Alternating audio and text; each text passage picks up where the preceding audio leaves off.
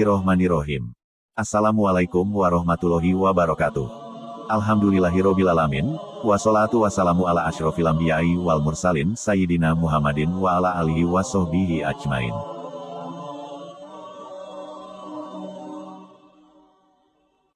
Berikut ini adalah sejarah perjalanan Rasulullah Muhammad SAW.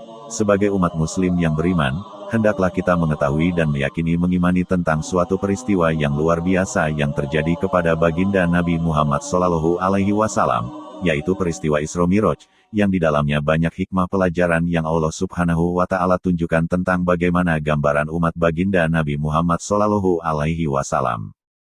Berikut ini adalah peristiwa Isra Miraj dan semua kejadian yang ditunjukkan Allah ketika baginda Nabi Isra Miraj. Bagian 1.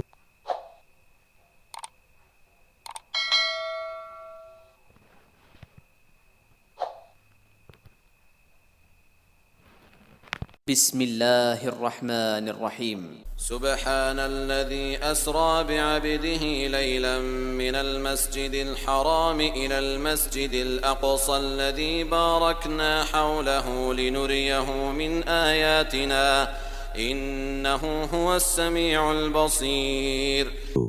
Pada suatu ketika, saat malam telah tiba, kerlap-kerlip bintang di langit cerah menjadi pesona yang begitu berharga, menjadi saksi akan kemuliaan seorang manusia. Saat itu bertepatan tanggal 27 Rajab 11 kenabian, Nabiullah Muhammad SAW beristirahat. Tidur menyamping di samping Hijr Ismail, dekat Baitullah. Di samping kanan dan kiri beliau ada dua orang pemuda, Sayyidina Hamzah dan Sayyidina Ja'far bin Abi Thalib. Tiba-tiba di tempat tersebut, beliau didatangi oleh malaikat Jibril dan Mikail. Selain kedua malaikat itu masih ada satu malaikat lagi, yaitu malaikat Israfil. Kemudian ketiga malaikat itu membopong Nabiullah Muhammad hingga sumur Zamzam. Lantas Nabiullah Muhammad ditelentangkan di sana. Adapun yang menjadi penanggung jawabnya adalah malaikat Jibril. Di dalam sebuah riwayat lain dijelaskan bahwa, tiba-tiba atap rumah saya tersingkap. Lantas malaikat Jibril masuk. Setelah itu Jibril membedah, mengoperasi dada Nabiullah Muhammad. Dimulai dari bawahnya leher hingga sampai di bawahnya perut. Malaikat Jibril kemudian berucap kata kepada malaikat Mikail, ambillah bokor emas yang berisikan air Zamzam. Saya hendak menyucikan hati dan batinnya Nabiullah Muhammad SAW. Setelah itu, malaikat Jibril mengeluarkan hatinya Nabiullah Muhammad SAW, sampai 3 kali. Dan membuang semua kotoran yang terdapat di dalam batin baginda Nabi. Adapun malaikat Mikail mondar-mandir sambil membawa 3 bokor emas yang di dalamnya berisikan air Zamzam. Setelah melakukan semua hal itu, kemudian membawa bokor emas yang isinya penuh dengan hikmah dan iman. Selanjutnya isi bokor tersebut ditumpahkan ke dalam hatinya baginda Nabi hingga batin beliau berisi penuh dengan sifat, sabar, hilim, yakin, dan Islam. Lantas dikembalikan seperti sedia kala, dan diberikan gelar kenabian oleh kedua malaikat tersebut. Selanjutnya baginda Nabi Muhammad disediakan kendaraan buruk, lengkap dengan pelana dan kendalinya. Buruk adalah sejenis hewan yang berbulu putih, tinggi melebihi himar dan lebih pendek dari bigol. Sekali melangkahkan kakinya, sejauh mata memandang, kedua telinganya selalu bergerak-gerak. Saat naik gunung, kedua sukunya yang belakang memanjang. Dan saat turun gunung, kedua sukunya yang depan memanjang. Buruk itu memiliki sepasang sayap di kedua pupuhnya. Kedua sayap itu berfungsi untuk membantu kecepatan larinya. Buruk berjingkrak-jingkrak memperlihatkan kekuatannya. Lantas Jibril meletakkan kedua tangannya tepat di kepala buruk. Dan berkata, tidakkah kamu malu, wahai buruk?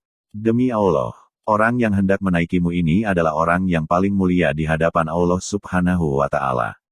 Lantas buruk tersipu malu hingga keringatnya berkucuran laksana rerintik hujan.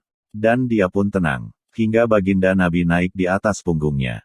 Buruk itu sebenarnya sudah pernah dinaiki oleh para nabi sebelum Nabiullah Muhammad SAW. Said bin Musayyab menjelaskan bahwa, buruk itu merupakan kendaraannya Nabi Ibrahim alaihissalam yang biasanya dinaiki untuk bepergian ke Baitul Haram, Mekah. Selanjutnya Nabiullah Muhammad berangkat dengan didampingi malaikat Jibril di sebelah kanan dan malaikat Mikail di sebelah kiri.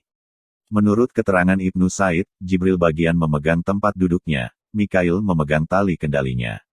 Setelah itu kembali melanjutkan perjalanannya hingga sampai di kebun kurma. Jibril berkata kepada baginda Nabi, saya persilahkan baginda Nabi untuk turun. dan bersedialah kiranya untuk mengerjakan sholat di tempat ini. Selanjutnya baginda Nabi turun dan mengerjakan sholat sunat 2 rakaat. Kemudian berangkat lagi. Jibril bertanya kepada baginda Nabi, mengertikah wahai baginda Rasul, di tempat manakah baginda Rasul mengerjakan sholat tadi? Baginda Nabi menjawab, saya tidak tahu. Jibril berkata, baginda tadi salat di Thoyibah, Madinah. Di tempat itulah kelak baginda Rasul akan berhijrah. Tidak lama kemudian buruk berangkat lagi dengan kecepatannya yang sangat kencang. Begitu sekali melangkahkan kakinya, sejauh mata memandang. Laksana kilatan halilintar sudah sampai tempat tujuan. Jibril berkata kepada baginda Nabi, saya persilahkan baginda Nabi untuk turun, dan bersedialah kiranya untuk mengerjakan sholat di tempat ini. Selanjutnya baginda Nabi turun dan mengerjakan sholat sunat 2 rakaat. Kemudian berangkat lagi. Jibril bertanya kepada baginda Nabi, mengertikah wahai Rasulullah, di tempat manakah baginda mengerjakan sholat tadi? Baginda Nabi menjawab, saya tidak tahu. Jibril berkata, baginda tadi mengerjakan sholat di Madinah di dekat Sajarah Musa, pohon tempat Nabi Musa berteduh ketika keluar dari Mesir, sebab dikejar-kejar Raja Firaun.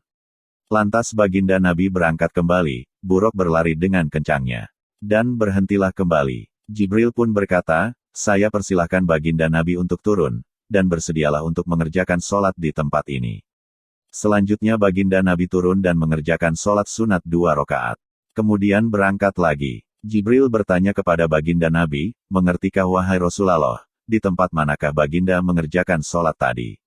Baginda Nabi menjawab, saya tidak tahu. Jibril berkata, baginda tadi salat di Bukit Tursina. Tempat munajatnya Nabi Musa alaihissalam dan tempat Nabi Musa alaihissalam beraudensi dengan Allah subhanahu wa ta'ala. Terus baginda Nabi melanjutkan perjalanannya kembali hingga tiba di tanah yang terlihat bangunan gedung-gedung negeri Syam berdiri kokoh. Jibril berkata, saya persilahkan baginda Nabi untuk turun, dan bersedialah untuk mengerjakan sholat di tempat ini. Selanjutnya baginda Nabi turun dan mengerjakan sholat sunat 2 rakaat kemudian berangkat lagi. Buruk berlari kencang. Larinya laksana menyambar-nyambar. Jibril bertanya kepada baginda Nabi, mengertikah ya Rasulullah, di tempat manakah baginda mengerjakan salat tadi? Baginda Nabi menjawab, saya tidak tahu. Jibril berkata, baginda tadi sholat di Bethlehem, tanah tempat Nabi Isa dilahirkan. Dan di tengah-tengah perjalanan, saat baginda Nabi masih berada di atas punggung buruk. Tiba-tiba baginda Nabi melihat jin ifrit, jin yang jahat, yang bergegas mengikuti baginda Nabi dengan membawa sebuah obor. Setiap kali baginda Nabi menoleh ke belakang, jin ifrit terlihat masih ada. Selanjutnya Jibril berkata, apakah baginda Rasul menginginkan saya untuk mengajar baginda kalimat-kalimat? Apabila kalimat-kalimat itu baginda baca, tentu akan padam obor tersebut dan ifrit akan tersungkur. Baginda Nabi menjawab, silahkan. Dan Jibril pun akhirnya berkata, baginda Rasul saya persilahkan untuk membaca. Saya berlindung kepada Allah yang maha mulia. Dan kalimat-kalimat Allah yang sempurna. Yang tidak dapat dilanggar oleh orang-orang solih dan jahat. Serta dari bala, kejahatan yang turun dari langit. Dan bahaya kejahatan yang naik ke langit. Pun dari kejahatan makhluk melata di bumi. Dan dari kejahatan hewan-hewan yang keluar dari dalam bumi, seperti ular, kalajengking. Dan sebagainya. Serta dari bahaya fitnah godaan di waktu malam dan siang tiba. Pun dari bencana yang datangnya tiba-tiba ketika waktu siang dan malam. Kecuali apabila datang sesuatu yang membawa rahmat kesehatan. Wahai Zat yang Maha Pengasih. Dan akhirnya jin ifrit pun tersungkur. Kemudian baginda Nabi melanjutkan perjalanannya kembali hingga tiba di sebuah umat yang saat itu sedang bercocok tanam. Namun anehnya, tanaman yang baru saja ditanam itu dengan seketika bisa dipanen. Setiap kali dipanen, tanaman itu langsung kembali seperti semula. Baginda Nabi bertanya kepada malaikat Jibril, apa maksudnya dari semua itu? Jibril menjawab, semua itu merupakan contoh dari umat baginda Rasul yang berjihad berjuang fisabilillah. Satu amal soli akan dilipat gandakan pahalanya hingga 700 kebaikan. Serta contohnya orang-orang yang suka berinfak harta benda, tenaga, dan pikirannya guna menyiarkan agama Islam. Semua itu adalah sebagai ganti dari Allah subhanahu wa ta'ala. Selanjutnya baginda Nabi mencium aroma yang sangat sedap keharumannya. Baginda Nabi bertanya, Jibril, aroma harum apakah ini? Jibril menjawab, ini adalah aroma harum Ibu Masyitoh. Seorang wanita yang bekerja sebagai juru sisir Raja Firaun dan putri-putrinya. Suatu ketika, Masyitoh menyisir rambut putrinya Raja Firaun. Tiba-tiba sisirnya terjatuh. Dengan spontan ibu Masyitoh bibirnya mengucap, dengan menyebut nama Allah, Zat yang Maha Pengasih dan Penyayang. Celakalah Firaun. Putri Firaun mendengar ucapan itu. Dia terkejut dan bertanya, apakah kamu mempunyai Tuhan selain Bapa saya? Siti Masyitoh menjawab, iya. Putri Firaun bertanya kembali, beranikah kamu? Saya laporkan kepada Bapa saya atas apa yang baru saja kamu ucapkan. Siti Masyitoh menjawab, silahkan. Lantas putri Raja Firaun tersebut melaporkan semua perkataan yang telah diucapkan Siti Masyitoh kepada Raja Firaun. Selanjutnya Firaun memanggil Masyitoh untuk menghadap dan bertanya, apakah kamu mempunyai Tuhan selain saya? Kemudian Masyitoh pun menjawabnya dengan tegas, iya benar. Tuhan saya dan Tuhan Baginda Raja itu adalah Allah Subhanahu wa Ta'ala. Siti Masyitoh itu memiliki 2 putra laki-laki dan seorang suami. Setelah itu Raja Firaun memanggil ke hadapannya dengan maksud ingin membujuk dan mempengaruhi agar Masyitoh dan suaminya berkenan meninggalkan agamanya. Namun Masyitoh dan suaminya tetap tidak mau murtad. Firaun kemudian berkata, kalau begitu, saya akan benar-benar menghukum mati kalian berdua. Siti Masyitoh menjawabnya, silahkan. Saya hanya meminta yang terbaik dari Baginda Raja. Apabila kami semua jadi dibunuh, saya berharap agar ditempatkan dalam satu tempat yang sama dan dikubur dalam satu kuburan yang sama pula. Firaun membalasnya, ini jadi hakmu. Saya akan melaksanakannya. Raja Firaun lalu memberi perintah agar segera menyiapkan kenshen dembogo, penggorengan yang terbuat dari tembaga yang sangat besar. Dan diisi dengan minyak zaitun. Pun dipanaskan hingga mendidih. Selanjutnya Raja Firaun memerintahkan agar Masyitoh beserta putra-putrinya segera dimasukkan ke dalam tempat penggorengan tersebut.